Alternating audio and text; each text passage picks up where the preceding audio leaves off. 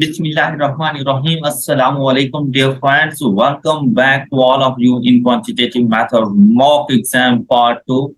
In this part, we are going to discuss statistical portion of our syllabus. Let's start with question number 26. The area under the normal curve between mu minus 2.5 sigma and mu plus 0.97 sigma is।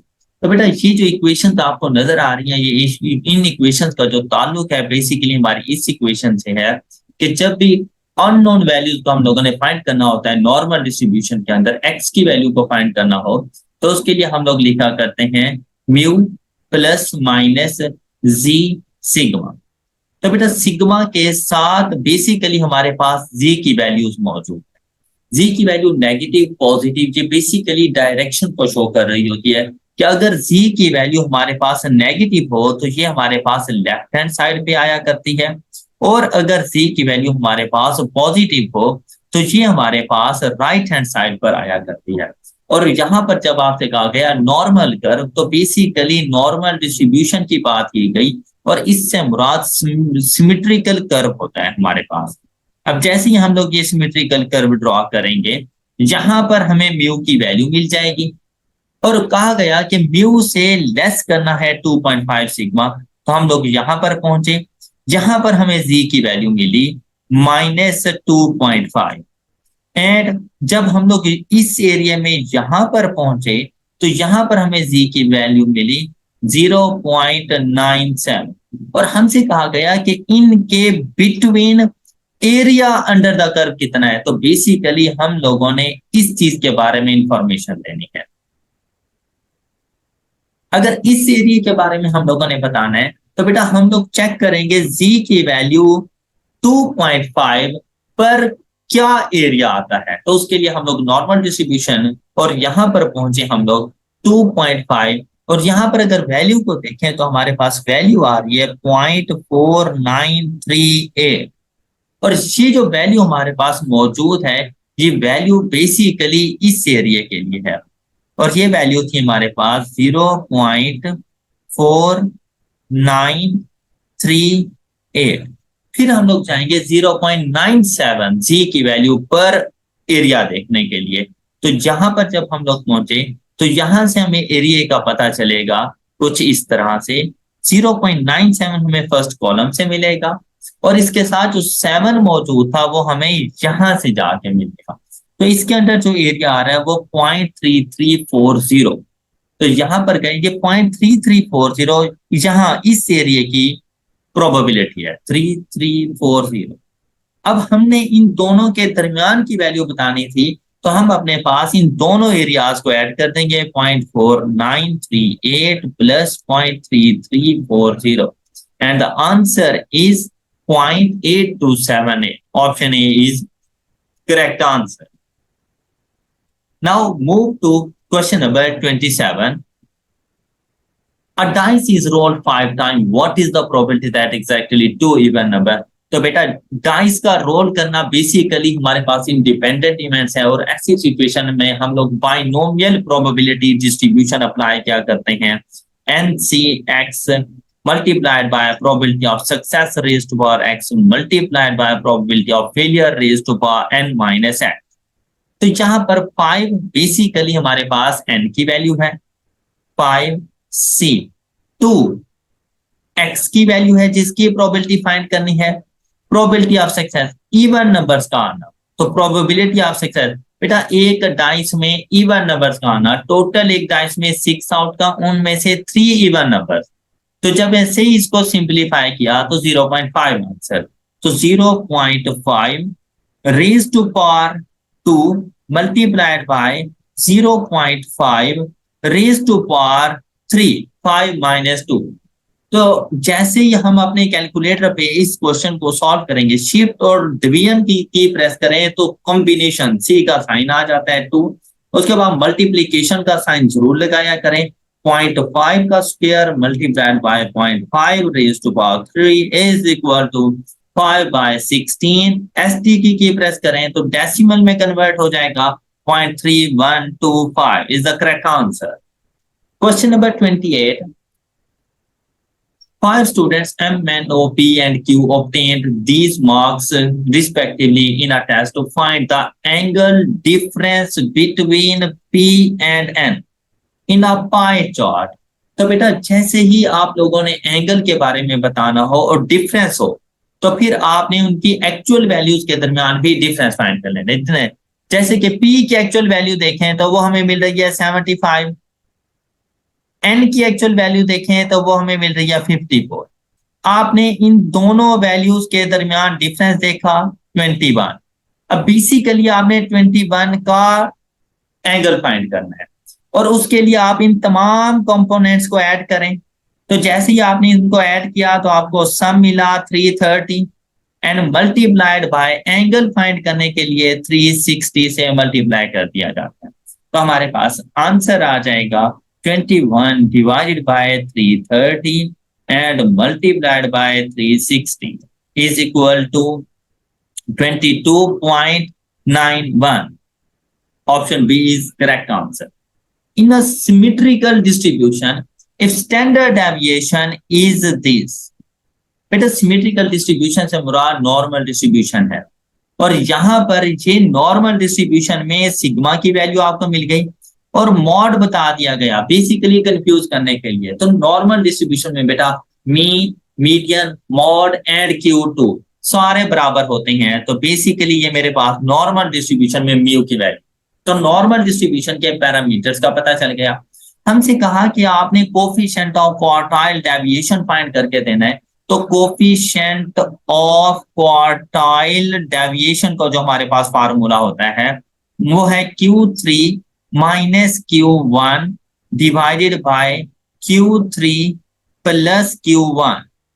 अब हमें identify करना पड़ेगा सबसे पहले Q3 and Q1।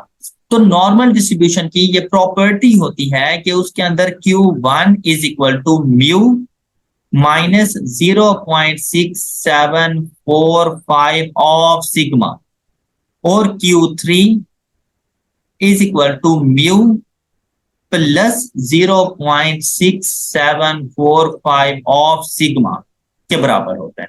अब mu की जगह इसकी वैल्यू को पुट करेंगे 28.5 माइनस 0.6745 और सिग्मा की वैल्यू 5.5597, 28.5 प्लस 0.6745 into 5.597।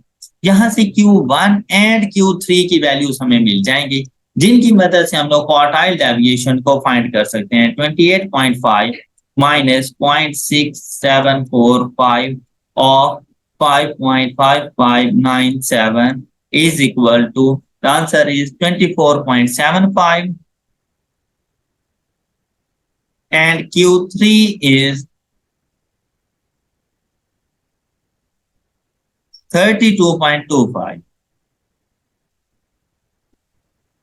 तो यहां पर वैल्यूज पुट करेंगे हम लोग 32.25 minus 24.75 divided by 32.25 plus 24.75 and the answer is 32.25 minus 24.75, 32.25 plus 24.75 is equal to, and the answer is 5/38.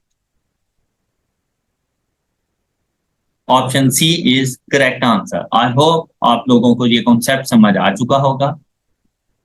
Question number 30, बेटा Fisher index is 10% lower than Laspeyres index. तो बेटा Laspeyres index को हम एक्सपोज कर लेंगे, ऐसे समझिए जैसे 1x, तो 10% लोअर है।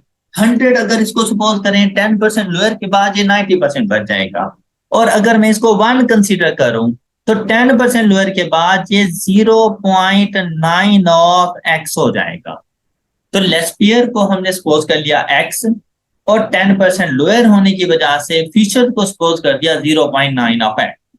करंट ईयर इंडेक्स, बेटा ये जो करंट ईयर इंडेक्स है ना, ये बेसिकली पास्ट इंडेक्स नंबर है, और लेस्पियर इंडेक्स नंबर को हम लोग बेस ईयर इंडेक्स भी कहा करते हैं।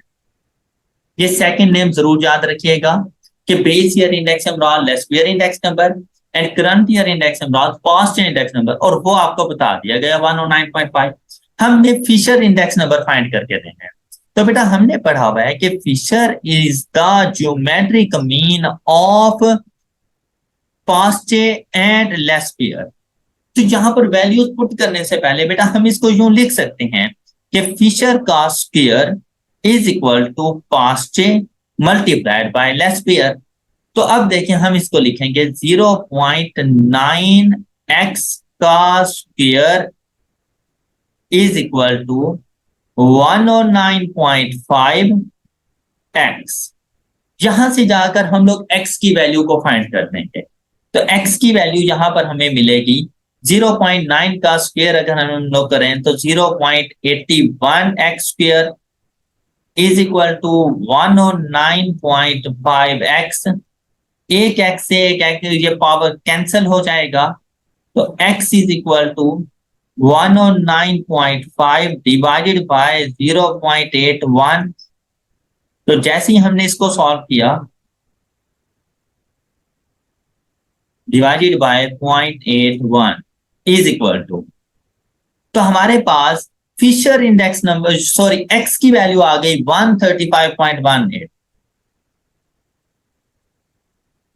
अब अगर आप लोग गौर से देखें तो ये वैल्यू हमें ऑप्शन बी में नजर आ रही है, लेकिन हमसे पूछा गया फिशर इंडेक्स और x हमने सपोज किया था लेस्पियर को। अगर हमसे लेस्पियर पूछा जाता तो ऑप्शन ए करेक्ट आंसर। जब हमसे फीचर पूछा गया तो हमने कहा 0.9 ऑफ x। तो बेटा आपने इस x की वैल्यू को मल्टीप्लाई करवा देना है 0.9 के साथ, तो आपके पास फिशर इंडेक्स नंबर आ जाएगा 121.67। तो ये फिशर इंडेक्स नंबर हमारे पास आ गया। नेक्स्ट देखें, a committee is to formed of 4 members from a total of 13 people, of which 5 from Punjab, 4 from Sindh, 2 from KPK, 2 from Balochistan. What is the probability? None is from Punjab. तो बेटा ऐसी situation में हम लोग लिख सकते हैं कि हमारे पास Punjab, Sindh, KPK, Balochistan and total.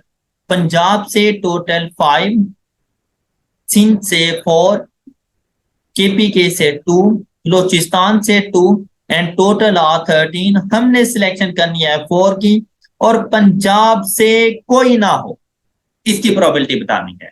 अब बेटा सिर्फ कंडीशन पंजाब के ऊपर है, तो पंजाब से आपने किसी को नहीं सिलेक्ट करना और बाकी सब को आपने इकट्ठा कर लेना है और चारों के चारों मेंबर्स आपने यहां से सिलेक्ट कर देने हैं। अब देखें प्रोबेबिलिटी बताने के लिए क्वेश्चन आपका सॉल्व हो गया। 5C0 multiplied bye 4 + 2 + 2 8। Remaining 8 members में से आपने चारों की सिलेक्शन करनी है। अगर आपने नंबर ऑफ आउटकम्स बतानी होती, नंबर ऑफ वेज बताने होते, तो ये आपका सोल्यूशन था। लेकिन प्रोबेबिलिटी बताने के लिए टोटल आउटकम डिवाइडेड बाय, आपने फेवरेबल आउटकम को डिवाइड करना होता है टोटल आउटकम के साथ।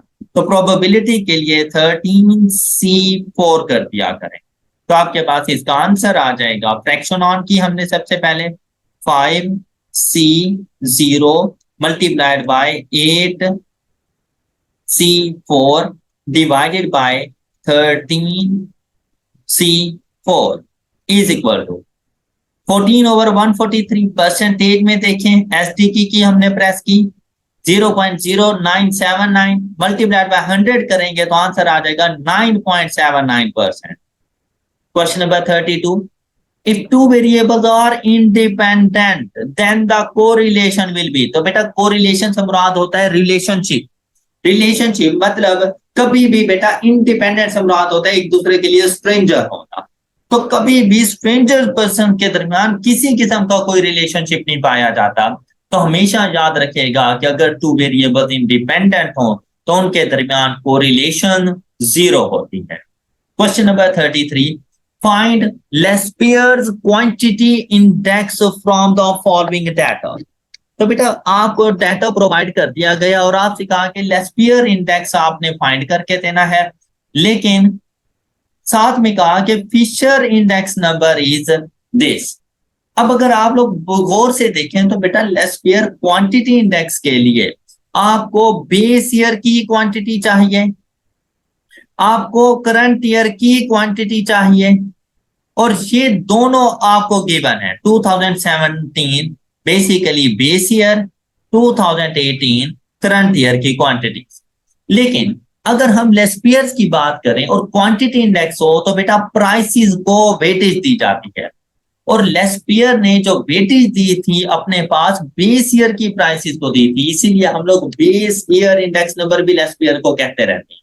तो लेस्पियर क्वांटिटी इंडेक्स फाइंड करने के लिए हमारे पास पी नॉट का होना जरूरी था, जबकि यहां से हमें मिल रहा है पी एन करंट ईयर की प्राइसेस। तो इस डाटा से डायरेक्टली हम कभी भी लेस्पियर क्वांटिटी इंडेक्स फाइंड नहीं कर सकते। तो अब क्या उसने हमें फिशर इंडेक्स नंबर बताया कि हम लोग ये इक्वेशन यूज करें कि Fisher is equal to under root of Laspeyres multiplied by पास्ट चेन।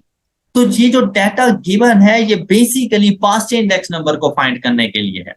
तो इस डाटा की मदद से हम पास्ट फाइंड करेंगे, फीचर्स हमें बता दिया गया, इस इक्वेशन में पुट करेंगे और वहां से हमारे पास लेस्पियर इंडेक्स नंबर आ जाएगा।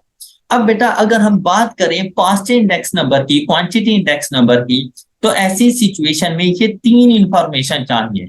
तो इसका जो हमारे पास फार्मूला हुआ करता है वो होता है summation q n p n divided by summation q naught p n.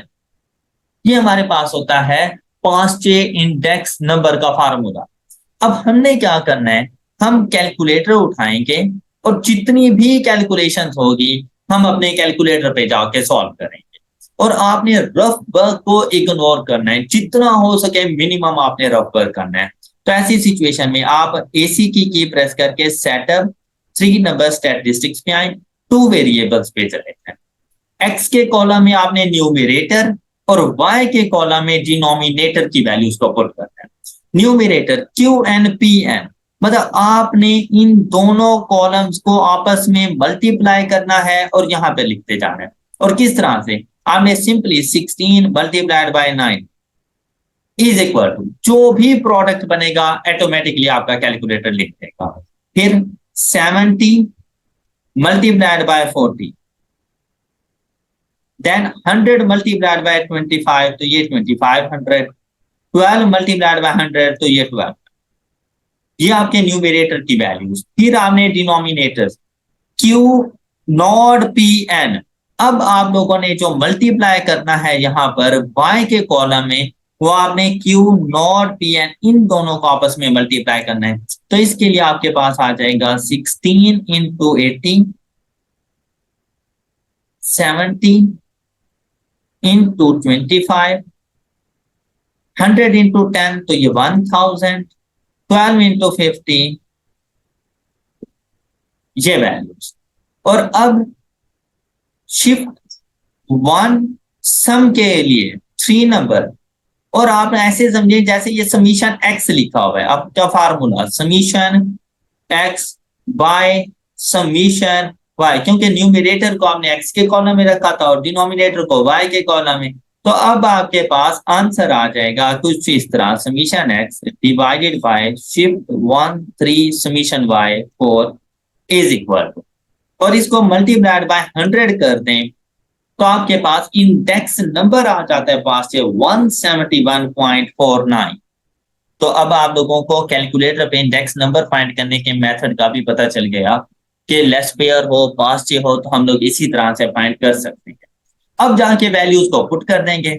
ये देखें 173.25 इज इक्वल टू, पहले ये कांस्टेंट वैल्यू लिख लेते हैं 171.49, और लेस्पियर को हम x सपोज कर लेते हैं, तो और इसका अंडर रूट। अब इस अंडर रूट को खत्म करने के लिए हम लोग ये अंडर रूट खत्म कर लें तो यहाँ पर हमारे पास ये पावर क्या, यहाँ पे स्क्वायर का साइन आ जाएगा पावर में। अब यहां से x की वैल्यू अगर हम लोग फाइंड करें तो बहुत इजीली फाइंड हो जाएगी। 173.25 square divided by 171.49, then x is equal to 175.02। तो ये है least square index number. I hope कि आप सब बच्चों को समझ आ चुका है ये। Now move to question number 34। In a group of 12 international referees, there are 3 from Africa. Africa से 3, 4 from Asia. Asia से 4 and 5 from Europe. Europe से 5 and the totals are 12. To officiate a tournament, the 3 referees are chosen at random. Find the probability that all 3 referees chosen from the same continent. It means that तीनों की दोनों Africa से, Asia और Europe से कोई भी नहीं, या फिर तीनों के तीनों एशिया से, अफ्रीका एंड यूरोप से कोई भी नहीं, या फिर तीनों के तीनों यूरोप से, अफ्रीका और एशिया से कोई भी नहीं। ये बेटा हमारे पास बनेगी टोटल आउटकम। जैसी आपको ये टैबुलेशन आ गई, आपको क्वेश्चन की समझ आ जाएगी। अब बेटा इसके लिए हम लोग जब सॉल्व करेंगे तो 3C3, अब ये अगर आपके पास हो ना 4C0, बेटा इसका आंसर होता है 1, इसको लिखने की जरूरत नहीं। मल्टीप्लाइड बाय 5C0, इसका आंसर भी 1। तो हमेशा याद रखिएगा कि NC0 इज इक्वल टू 1, तो ये लिखने की जरूरत नहीं है। हम डायरेक्ट जब नेक्स्ट रो पे जाएंगे तो एडिशन के साइन के साथ। अब आपने इसके लिए करना है, एशिया के लिए 4C3, फिर नेक्स्ट रो पे चले जाना है एंड यूरोप के लिए 5C3 डिवाइडेड। अब अगर आपसे आउटकम्स पूछी जाती हैं, टोटल नंबर ऑफ डेज, तो ये इसका आंसर बन जाता है। प्रोबेबिलिटी के लिए आपने टोटल आउटकम्स लिखनी है 12C3, और ये आपके क्वेश्चन का सोल्यूशन है। ये स्टैटिस्टिकल मोड है, इसको मैथमेटिकल मोड में कन्वर्ट करेंगे तो ये फ्रैक्शन ठीक से आएगी, अदरवाइज ये इस तरह से आपके पास आएगी। इसके लिए सेटअप और 1 की प्रेस कर दिया करें। अब ये मैथमेटिकल मोड है। अब अगर फ्रैक्शन प्रेस करें तो इस शेप में आएगी। तो अब हम लिखेंगे 3C3 plus 4C3 plus 5C3 divided by 12C3 is equal to 3 by 44, and the correct answer is C. Question number 35. From the following data, find the probability that a person selected is a smoker man. अब अगर आप लोग और से देखें तो बेटा man, light smoker and smoker, इनका आपने यहां पर सबसे पहले टोटल लिख देना है। इसका भी टोटल, इसका भी टोटल, मतलब रोज का भी टोटल, कॉलम्स का भी टोटल। यहाँ पे आंसर आ जाएगा 250, यहाँ पे आंसर आ जाना है आपके पास 7, यहाँ 110 और यहाँ पे 210।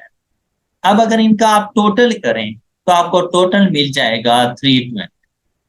अब आपसे क्या कहा गया कि आपने प्रोबेबिलिटी बतानी है कि एक पर्सन सिलेक्ट किया और वो स्मोकर मैन है। तो स्मोकर मैन अगर आप लोग देखें तो स्मोकर मैन बेसिकली आपके पास ये 200 है आउट ऑफ 320। तो 200 फेवरेबल ओवर 320 टोटल। तो जैसे ही इसको सॉल्व किया 200 divided by 320, the answer is 5/8। Question solve हो गया। नेक्स्ट हमारे पास आता है find Spearman's rank correlation from the following data. तो बेटा जैसे ही हमने ये डाटा देखा तो रैंक्स बने बनाए हमें मिल गए हैं, लेकिन अगर यहां पर आप गौर से देखें तो वैल्यूज में सिमिट्री है, एक जैसी वैल्यूज नजर आ रही। तो बेटा ऐसी सिचुएशन में रैंक कोरिलेशन का बेसिकली जो हमारे पास फार्मूला होता है वो होता है कुछ इस तरह से कि RS से डिनोट किया जाता है 1 - 6 summation D square over N into N square -1।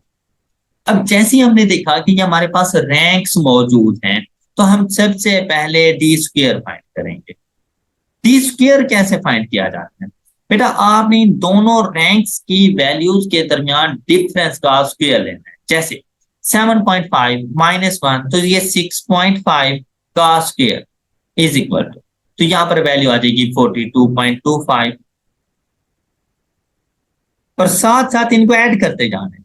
2 and 7 के दरमियान डिफरेंस 5 का और उसका स्क्वायर 25, 1 का डिफरेंस तो उसका स्क्वायर भी 1, यहां पर जो डिफरेंस आ रहा है 5 का और उसका स्क्वायर 25, प्लस 36 प्लस 2.5, एंड 2.5 का स्क्वायर हमारे पास आता है 6.25,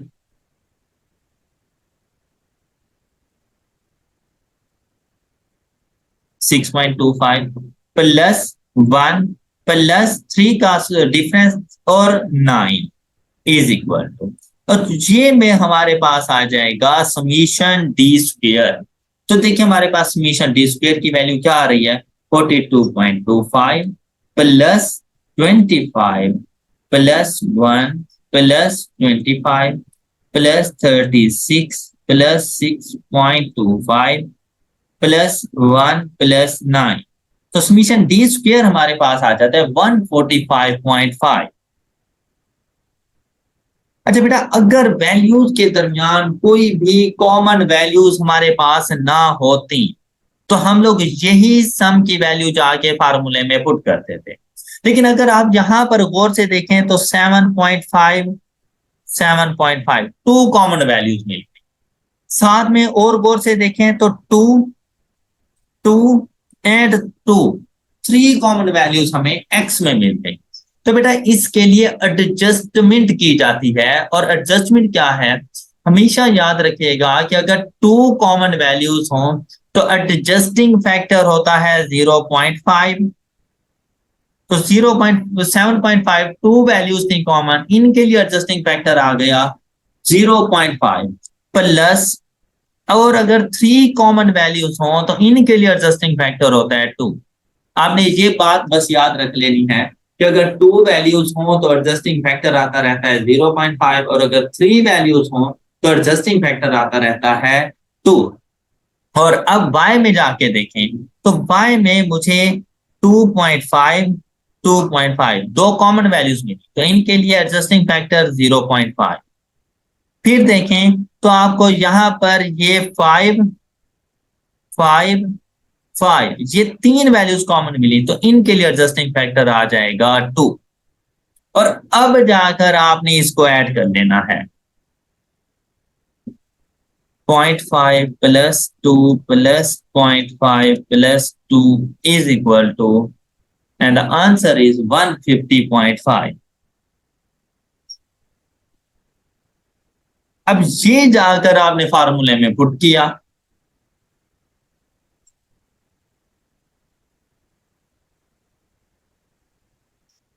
n की वैल्यूज टोटल नंबर देखें 1 2 3 4 5 6 7 8, तो 8 इंटू 8 का square minus 1, and the correct answer is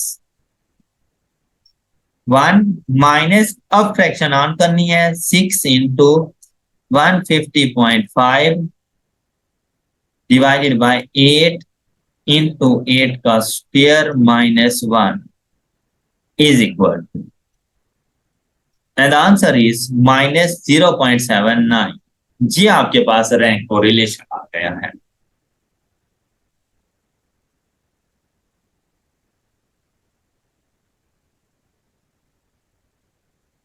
और बेटा ये जो हम लोगों ने 0.5 एंड 2 लिखा, इसके लिए भी हमारे पास फार्मूला मौजूद है, इसे कहा जाता है नंबर ऑफ टाइज। तो नंबर ऑफ टाइज के लिए हम लोग फार्मूला अप्लाई किया करते हैं, T cube minus T divided by 12।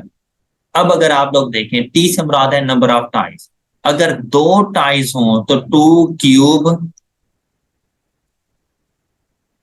Minus 2 divided by 12 करें तो ये देखें आंसर हमारे पास 0.5।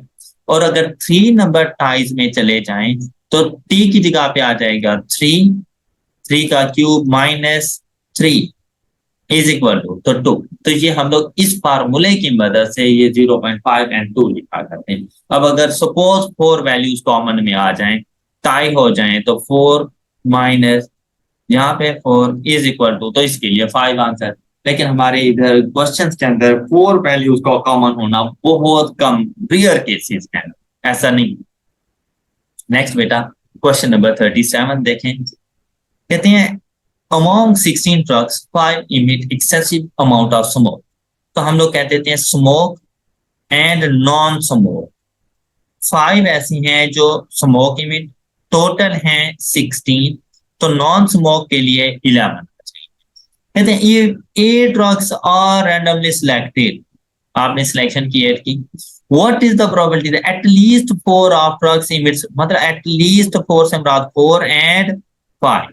तो आप 4 अगर हैं तो फिर यहाँ पर नॉन स्मोक्स वाले 4, फिर अगर 8 सिलेक्ट करते हैं और 5 स्मोक वाले हैं तो आपके पास 3 नॉन स्मोक वाले होंगे, तब जाके और हमने उन्हें बतानी है प्रोबेबिलिटी। तो ऐसी सिचुएशन में बेटा इक्वेशन बन जाएगी 5C4 मल्टीप्लाई करेंगे, जब आप एक ही लाइन में रहते हैं तो मल्टीप्लीकेशन 11C4। अब देखें 8 ड्रग्स की हम लोगों ने टोटल सिलेक्शन कर दी, उसके बाद हमारे पास आ रहा है प्लस का साइन, नेक्स्ट रो में जैसे ही जाएंगे प्लस का sign 5C5 and multiplied by 11C3 and whole divided by 16C8 और आपका क्वेश्चन सॉल्व हो जाएगा। 5C4 multiplied by 11C4। बेटा अगर आप लोग थोड़ा सा फोकस करेंगे स्टैटिस्टिक्स के अंदर, तो स्टैटिस्टिक्स ऐसा टॉपिक्स हैं जो आप लोगों को इजीली पास करवा सकते हैं। 16C8 is equal to 11/78, 0.1410। Option A is correct answer. As compare to mathematics, statistics के टॉपिक ज्यादा इजी हैं, शॉर्ट क्वेश्चंस होते हैं, इजीली सॉल्व किए जा सकते हैं, शॉर्ट टाइम ड्यूरेशन में कंप्लीट हो सकते हैं। तो आप इनके ऊपर अच्छी सी ग्रिप लें और इन क्वेश्चंस को बहुत अच्छे तरीके से सॉल्व करें। नेक्स्ट देखें, in a group of 6 boys 4 girls, तो ये देखें बॉयज 6 गर्ल्स 4, तो टोटल हमारे पास हो गए 10। 4 चिल्ड्रन आर सिलेक्टेड, यहां से 4 को सिलेक्ट किया। In how many different ways, अब प्रोबेबिलिटी नहीं बतानी बेटा, सिर्फ फर्क क्या है number of veg and probability में, कि अगर टोटल के साथ डिवाइड कर दें तो प्रोबेबिलिटी है, और अगर ना करें तो डिफरेंट नंबर ऑफ वेज है। Can be selected such that at least 1 boy should be there. तो बेटा एटलीस्ट 1 बॉय से मुराद है कि कम से कम 1 2 3 4। तो ऐसी सिचुएशन में ये क्वेश्चन काफी लेंथी हो जाएगा। आपने ना इसका फिर रिवर्स कर लेना है कि भाई आपने सारे तो हमसे पूछ लिए, तो हमसे क्या नहीं पूछा कि 0 बॉय नहीं होना चाहिए, हमसे ये नहीं पूछा तो मतलब चारों की चारों गर्ल्स नहीं होनी चाहिए। तो आप इसको फाइंड करें, 6C0 multiplied by 4C4 is equal to, और देखें कि इसका क्या आंसर आपके पास आता है। तो 6C0 तो बेटा 1 होता है, तो लिख के अपना टाइम नहीं वेस्ट करना चाहिए, और 4C4 इज इक्वल टू 1 आ गया। ये टोटल आपके पास 1। अब हमने क्या करना है, हमने देखना है कि ये 1 ऐसा ग्रुप है जो उसने हमसे नहीं पूछा। तो अब टोटल देखें, टोटल कितने बनते हैं, 10C4 is equal to, total हमारे पास ग्रुप्स बन रही हैं 10C4 210 में से बेटा एक ग्रुप है जो हमने उसे नहीं बताना, तो बाकी सारे बता देने हैं। And the correct answer is 20। तो ऑल्टरनेटिव वे के ऊपर यहाँ पे चले जाए, जैसे हम लोगों ने पढ़ा था कि probability of success plus probability of failure is equal to 1। तो यहाँ पर हमने टोटल में से जो नहीं बताने थे वो माइनस कर दिए, तो आंसर आ गया जो हम लोगों ने बताना है, उसका आंसर हमारे पास आ गया। Next 39, in how many different ways can the letter, the word leading be arranged in such a way that the vowels occupy only even position। तो बेटा सबसे पहले आपने vowels को अलग कर लें, कॉन्सोनेंट्स को अलग कर देना है। तो ये देखें L E A D I N G. तो मेरे पास 3 वॉवल्स हैं और मेरे पास 4 कॉन्सोनेंट्स हैं और टोटल नंबर ऑफ डिजिट्स जो अल्फाबेट्स बन रहे हैं वो मेरे पास 7 है।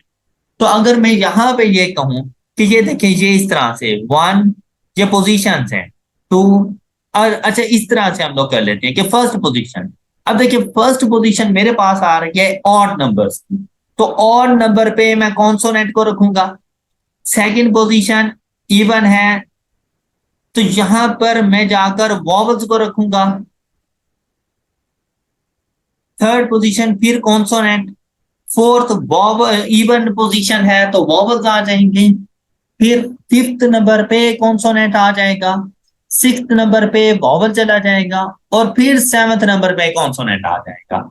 अब अगर आप लोग देखें तो वॉवल्स पोजीशन, वॉवल्स जो हमारे पास मौजूद हैं वो इवन पोजीशन पे मौजूद हैं।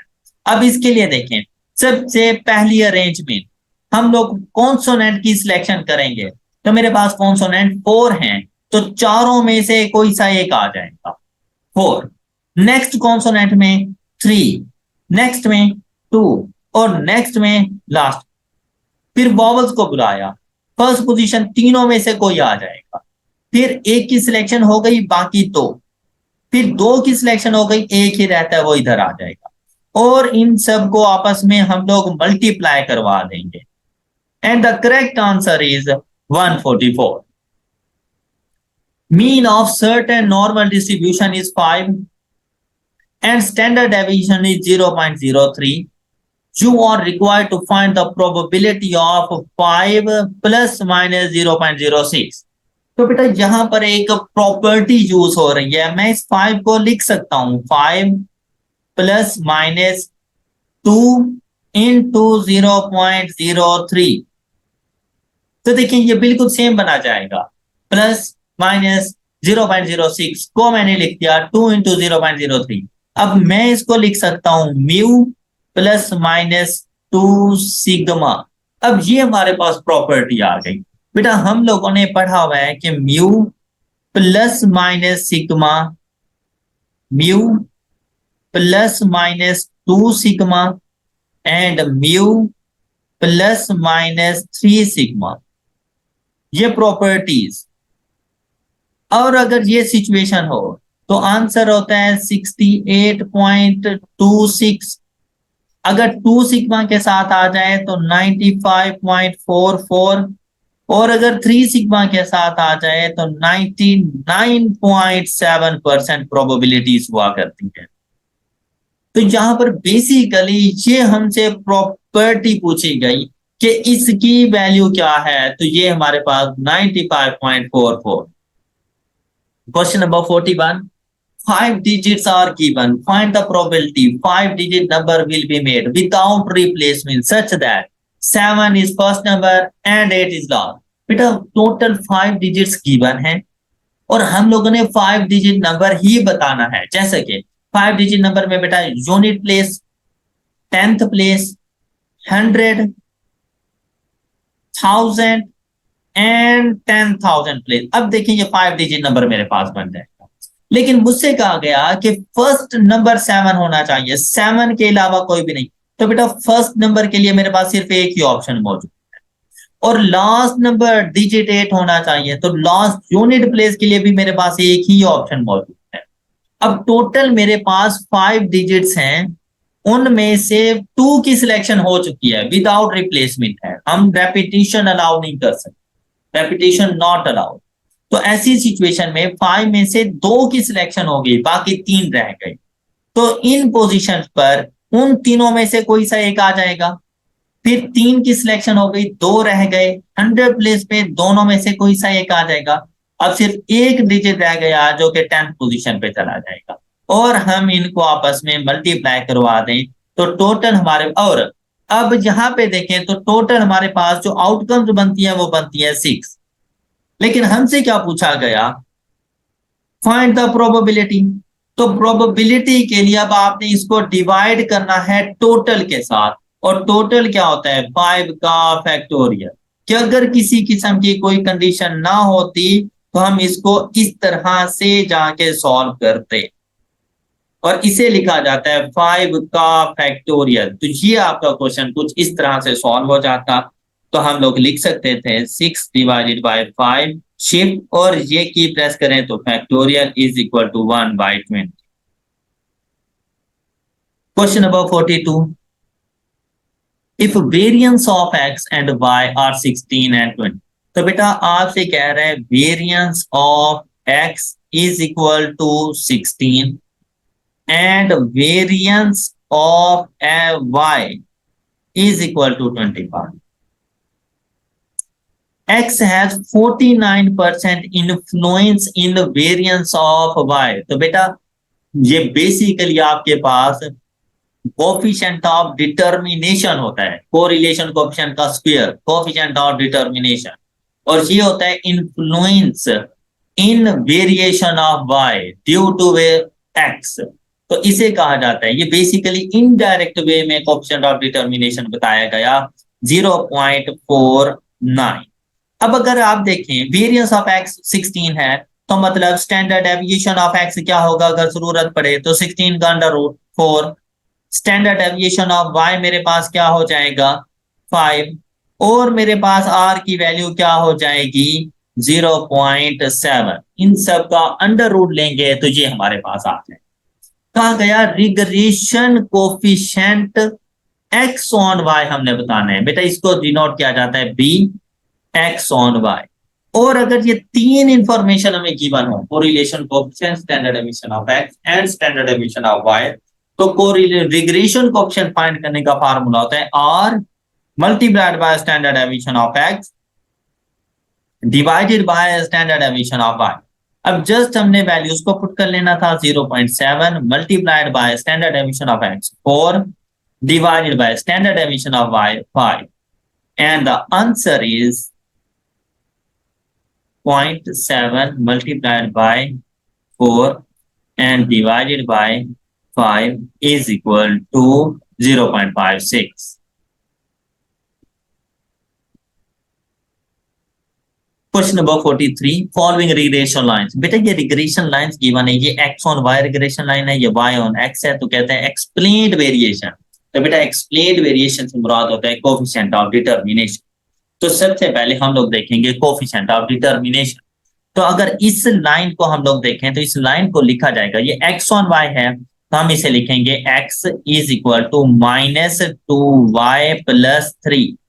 तो यहां से हमें regression coefficient x on y मिल जाएगा और वो है मेरे पास -2। फिर मैं इस लाइन को जब कन्वर्ट करूंगा y ऑन x की फॉर्म में तो हम इसे लिखेंगे y is equal to -x/4 + 10/4। तो यहां से मुझे regression coefficient y on x जो मिलेगा वो मेरे पास आ रहा है -1/4। बेटा हमेशा याद रखिएगा कि रिग्रेशन कोफिशिएंट्स हमेशा सेम साइन के साथ होते हैं और जो साइन रिग्रेशन कोफिशिएंट का होता है वही साइन कोरिलेशन कोफिशिएंट का होता है। एक्सप्लेन्ड वेरिएशन से मुराद होता है आर स्क्वायर और इसका फार्मूला होता है bxy multiplied by by on x। Square होने की वजह से बेटा कोरिलेशन कोफिशिएंट हमेशा पॉजिटिव वैल्यू होता है, इसका इन नेगेटिव वैल्यू से कोई ताल्लुक नहीं। अगर हमने r फाइंड करना होता तो r की वैल्यू भी नेगेटिव ही होती क्योंकि रिग्रेशन कोफिशिएंट नेगेटिव है। तो हम लोग 2 को मल्टीप्लाई करते हैं 1/4 के साथ तो हमारे पास आंसर आ रहा है 0.5। It means that 50%। तो 50% हमारे पास एक्सप्लेन्ड वेरिएशन है, तो ऑप्शन ए और बी। लेकिन अब हमने इसके थ्योरेटिकल एस्पेक्ट देखना है, इंडिपेंडेंट वेरिएबल। तो बेटा हमेशा वेरिएशन डिपेंडेंट वेरिएबल में होती है ड्यू टू इंडिपेंडेंट वेरिएबल, तो ऑप्शन ए को ठीक करना है। वेरिएशन इन इंडिपेंडेंट वेरिएबल कभी भी नहीं आ सकती, तो इस वजह से ऑप्शन बी गलत हो जाना है। एक्सप्लेन्ड वेरिएशन से मुराद यहाँ पर अगर कोएफिशिएंट ऑफ डिटर्मिनेशन पूछता तब भी ऑप्शन ए था, एक्सप्लेन्ड वेरिएशन पूछा तब भी ऑप्शन ए ही है। Question number 44, a sample of 50 has mean of 700। ये n की वैल्यू है और ये x बार है क्योंकि सैंपल का मीन है। Population mean is 720। तो बेटा ये म्यू की वैल्यू है हमारे पास फाइंड स्टैंडर्ड डेविएशन, सिग्मा की वैल्यू हमने फाइंड करके देनी है of population if level of significance is 5%। तो बेटा ऐसी सिचुएशन में बेसिकली ये mu is equal to x bar plus z alpha by 2 into sigma over under root n. ये जो एस्टिमेशन के अंदर म्यू की एस्टिमेशन के अंदर जो हम लोग फार्मूला अप्लाई क्या करते हैं वो है बेसिकली, अब जहां पे प्लस माइनस होता है, अब क्या है कि म्यू की वैल्यू 720 इज इक्वल टू 700। अब यहां से मैंने डिसाइड करना है कि साइन मैं पॉजिटिव का लगाऊं या नेगेटिव। तो बेटा 700 में कुछ ऐड करूंगा तो 720 बनेगा, माइनस करने से तो नहीं बन सकता, इसलिए सिर्फ एडिशन कर सकता। अब 5% लेवल ऑफ सिग्निफिकेंस के ऊपर जो जी की वैल्यू होती है वो होती है 1.96 multiplied by sigma over under root of 50, और यहां से हमें स्टैंडर्ड डेविएशन की वैल्यू मिल जाएगी। और देखिए हमारे पास स्टैंडर्ड डेविएशन की वैल्यू आएगी 720 is equal to 700 plus 1.96 multiplied by x by under root of 50 shift solve equals 72.15, और ये हमने टिक कर। अच्छा बेटा अगर यहाँ पर आपने थोड़ा ऑल्टरनेटिव वे में जाना हो तो हमेशा याद रखिएगा कि स्टैंडर्ड डेविएशन कभी भी नेगेटिव वैल्यू नहीं होता। तो ऑप्शन बी नहीं हो सकता, ऑप्शन सी भी नहीं हो सकता, नन ऑफ दिस के ऑप्शन हमारे एग्जाम में बहुत कम ऐसी सिचुएशन होती है कि किसी क्वेश्चन का आंसर नन ऑफ दिस हो। तो अगर हम लोग बगैर सॉल्व किए भी जाते तो हम लोग पॉजिटिव आंसर को टिक कर सकते हैं। Question number 45 with a sample size of 900, अब ये n की वैल्यू है, standard error is 3, standard error is 3। अब देखिए बेटा स्टैंडर्ड एरर का हमारे पास फार्मूला क्या होता है, तो standard error is equal to sigma over under root of n. तो अगर यहां से देखें तो हम सिग्मा की वैल्यू फाइंड कर सकते हैं, जैसे standard error 3 is equal to sigma over under root of 900। तो यहां से सिग्मा की वैल्यू देखें, सिग्मा इज इक्वल, मैं इसको 3 multiplied by under root of 900 कर देता हूं, 90, सिग्मा की वैल्यू 90 आ। What would be sample size so that we would 95% confidence that population mean is within 4% of sample mean? तो बेटा हम लोगों ने सैंपल साइज डिटरमिन करके देना है। तो सैंपल साइज डिटरमिन करने के लिए सबसे पहले ये देखा जाता है कि हम लोग पॉपुलेशन मीन को कैलकुलेट कर रहे हैं या पॉपुलेशन प्रोपोर्शन को, क्योंकि दोनों सिचुएशन में फार्मूला चेंज हो जाता है। पॉपुलेशन मीन है तो इसका फार्मूला हमारे पास होता है Z alpha by 2 multiplied by sigma over E whole square.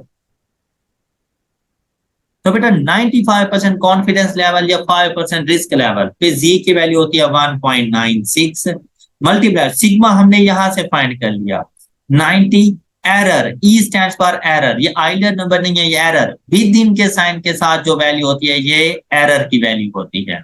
और इसके साथ आपने वैल्यूज पुट करने के बाद अपने कैलकुलेटर से सैंपल साइज पूछ लेना है। बस इस बात का ख्याल रखिएगा कि बेटा सैंपल साइज बताते हुए आपने हमेशा होल नंबर बताना है। सैंपल साइज कभी भी आपके पास डेसिमल्स में नहीं हो सकता। तो 1945 हम लोग बता देंगे उसे, ये हमारा आंसर हो गया। Question number 46 if the sample size decreases from 125 to 80 the standard error would be। तो बेटा हमेशा याद रखिएगा स्टैंडर्ड एरर और सैंपल साइज के दरमियान इनवर्स रिलेशनशिप पाया जाता है। अगर आप लोग स्टैंडर्ड एरर को रिड्यूस करना चाहते हैं तो आपको अपना सैंपल साइज इंक्रीज करना पड़ेगा, लेकिन जहां पर देखिए हमने अपने सैंपल साइज को डिक्रीज किया तो स्टैंडर्ड एरर हमेशा इंक्रीज हो जाएगा। तो ऐसी सिचुएशन में ये वाला हमारा आंसर तो नहीं हो सकता, मतलब देखते ही पता चल सकता है हमें। अब देखिए कौन सा आंसर हो सकता है, तो स्टैंडर्ड एरर का हमारे पास फार्मूला होता है sigma over under root n. Question में हमें एन तो गिवन है लेकिन सिग्मा नहीं, तो ऐसी सिचुएशन में हम लोग सिग्मा को सपोज कर लेंगे 1। तो 125 सैंपल के लिए मेरे पास स्टैंडर्ड एरर बनेगा 1/√1 to 5, और 80 के लिए मेरे पास स्टैंडर्ड एरर बनेगा 1/√8। आपने इन दोनों स्टैंडर्ड एरर्स के दरमियान डिफरेंस ले लेना है और इसको डिवाइड कर देना है बिफोर चेंज सैंपल साइज के स्टैंडर्ड एरर के साथ। तो देखिए बिफोर चेंज, बेटा आफ्टर चेंज 80 हुआ है, तो बिफोर चेंज तो सैंपल साइज 125 था, तो इसके स्टैंडर्ड एरर के साथ आपने इसको बेस कंसीडर कर देना है 120। तो यहां से आपको पता चल जाएगा परसेंटेज का। इनकेस बेटा नेगेटिव आंसर आ भी जाए तो आपने उसको इग्नोर करना है, क्योंकि परसेंटेज कभी नेगेटिव नहीं हो सकती। तो 1/√1 to 5, और आपने बिल्कुल ऐसे ही अपने कैलकुलेटर में वैल्यूज को पुट करना है। √80 divided by 1/√1 to 5 is equal to, अब 25% का डिक्रीज शो कर रहा है जी, सॉरी इंक्रीज, क्योंकि सैंपल साइज डिक्रीज हुआ तो स्टैंडर्ड एरर नहीं इंक्रीज हो जाना है। कितने का? 25% का। तो ये नेगेटिव साइड आपने इग्नोर कर देना है। तो ये हमारे पास इसका आंसर आ जाएगा। बेटा degree of freedom exist in t test के अंदर, goodness of fit test and test of association, मतलब यहाँ पर हमारे पास आ रहा है काई स्क्वायर टेस्टिंग। इन दोनों के दरमियान बेटा डिग्री ऑफ फ्रीडम यूज होता रहता है, तो all of this. Next, if a dice is rolled 36 times, the following observation recorded, find the value of chi-square. तो बेटा chi-square की वैल्यू फाइंड करने के लिए एक तो आपके पास ये ऑब्जर्व फ्रीक्वेंसीज होती हैं, और दूसरी आपने एक्सपेक्टेड फ्रीक्वेंसीज फाइंड करनी होती है। ऑब्जर्व फ्रीक्वेंसीज का आपने सम किया तो ये 36 आ गया।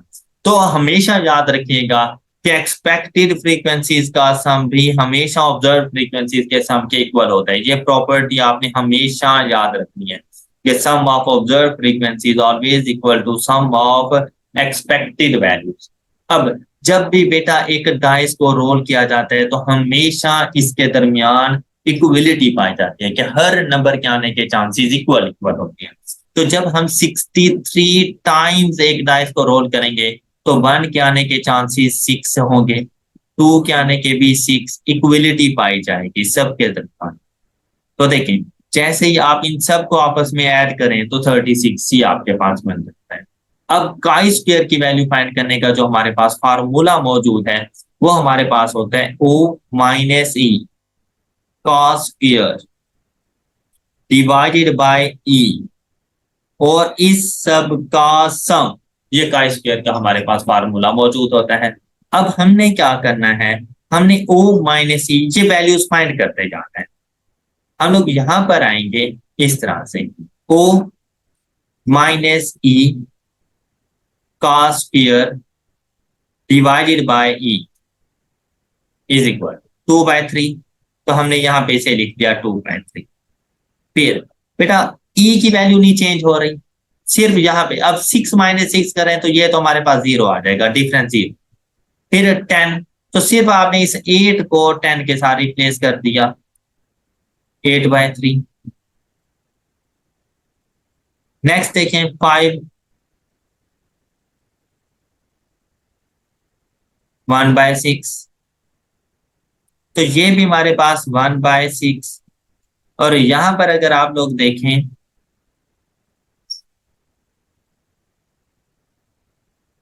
सॉरी यहाँ पर 4/6, 4 अगर मैं यहाँ पे 4 पुट करूं तो 2/3।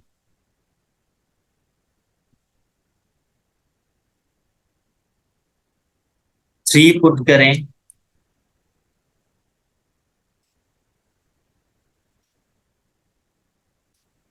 तो 3/,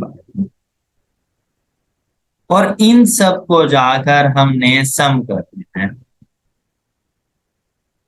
तो काई स्क्वायर की वैल्यू हमारे पास आ जाएगी 2/3 8 2/3 plus 8/3 plus 1/6 plus 2/3 plus 3/2 is equal to 5.67। ये हमारे पास का स्क्वायर की वैल्यू। बेटा जब भी कोई डाइस को रोल किया जाता है तो आपने expected number same same equality के साथ लेने हैं। तो टोटल जब 36 था और आपको ये 6 नंबर चाहिए थे, तो आप 36 डिवाइडेड बाय 6 करें तो हर किसी की वैल्यू 6 है। अब आपने इन दोनों वैल्यूज के दरमियान डिफरेंस के स्क्वायर को डिवाइड कर देना एक्सपेक्टेड वैल्यू के साथ, तो आपके पास ये सारी वैल्यूज आ जाएंगे और एंड पे जाके आपने इन सब का सम कर लेना है, तो आपके पास ये काई स्क्वायर की वैल्यू बन जाएगी और आपसे यही डिमांड की गई थी। Which one is correct about chi square distribution? तो काई स्क्वायर डिस्ट्रीब्यूशन बेटा हमेशा पॉजिटिवली सिक्योर डिस्ट्रीब्यूशन होती है, कुछ इस तरह से। जैसे नॉर्मल डिस्ट्रीब्यूशन है ना, तो नॉर्मल डिस्ट्रीब्यूशन हमेशा सिमेट्रिकल होती है, लेकिन ये जो हमारे पास काई स्क्वायर होती है ना, ये हमेशा पॉजिटिवली सिक्योर होती है। इसकी रेंज 0 से इंफिनिटी के दरमियान होती है और इसमें हमेशा अगर पॉजिटिवली सिक्योर डिस्ट्रीब्यूशन है तो mean always greater than median always greater than mod होता है। तो all of this and Yates continuity correction is used in which of the following? तो हमेशा याद रखिएगा बेटा कॉई स्क्वायर डिस्ट्रीब्यूशन में Yates continuity correction यूज होता रहता है, और वो भी सिर्फ उस टाइम पर जब हमारे पास कॉन्टीजेंसी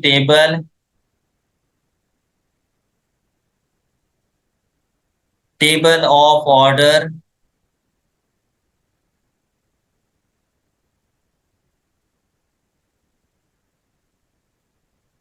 2x2 हो। हमेशा उस टाइम पर आपने काई स्क्वायर डिस्ट्रीब्यूशन के अंदर Yates कॉन्टिन्यूटी करेक्शन करनी होती है। तो ये बात आप हमेशा याद रखिएगा। अगर हमारे पास कॉन्टीजेंसी टेबल का ऑर्डर 2x2 के अलावा कुछ और हो तो कभी भी Yates कॉन्टिन्यूटी करेक्शन नहीं की जाती। That's all for today. Good luck for your exams. बहुत अच्छे तरीके से जाएं, फुल कॉन्फिडेंस के साथ जाएं। इंशाल्लाह आप अपने एग्जाम्स में सक्सेसफुल होंगे। अल्लाह ताला की जात पे यकीन रखिए। मुझे अपनी दुआओं में हमेशा याद रखिएगा। मेरे चैनल को सब्सक्राइब कर दें, वीडियो को लाइक कर दीजिएगा। अपना बहुत सा ख्याल रखें। अल्लाह हाफिज।